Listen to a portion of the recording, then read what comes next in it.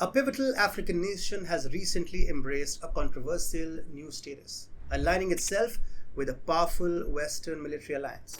This strategic move promises enhanced military relations and financial flexibility for advanced weaponry.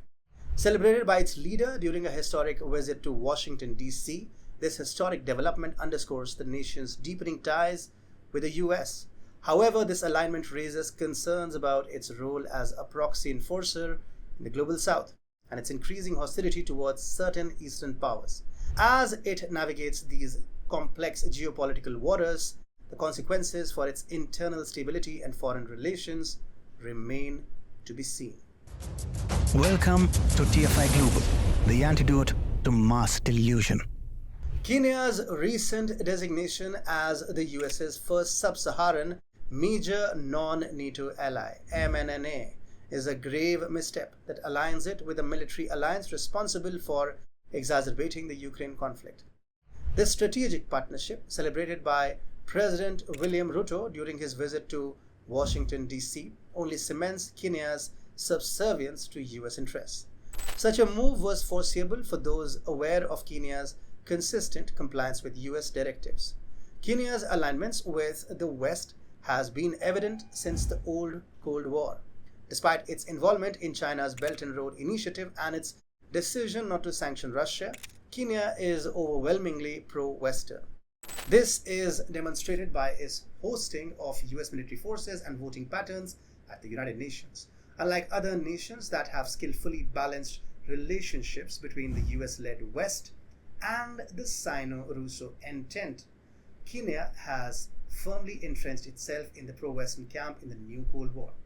The notion that Kenya's pro-Western stance has not harmed it is a deceptive narrative. While the country has maintained a relative security, barring occasional Al-Shabaab attacks and election-related unrest, this stability is superficial.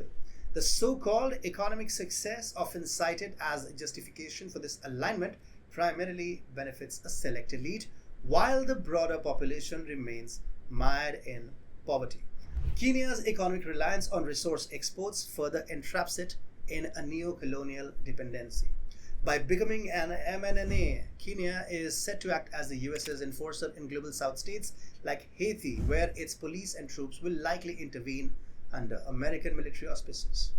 This role, cynically dubbed burden sharing by US officials, essentially transforms Kenya into a tool of American imperialism, ready to suppress dissent and maintain order in regions deemed strategically important by the US. Moreover, Kenya is poised to serve as a logistical hub for the US's Indo-Pacific strategy.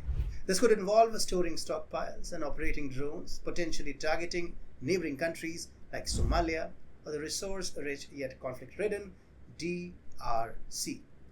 This arrangement allows the US to exert both mainland and maritime influence across a vast region using Kenya as its base. As Kenya's integration into the US sphere deepens, expect its political antagonism towards Russia to grow. Kenya has already likened Russia's actions in Ukraine to colonialism, condemned Russia's withdrawal from the grain deal, and criticized its stance on North Korea at the UN Security Council.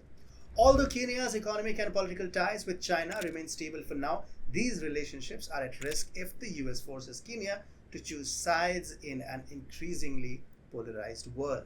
Unless Kenya's pivot to the US results in significant hardship for its populace, widespread opposition is unlikely. The majority of Kenyans are preoccupied with daily survival rather than geopolitical maneuvers.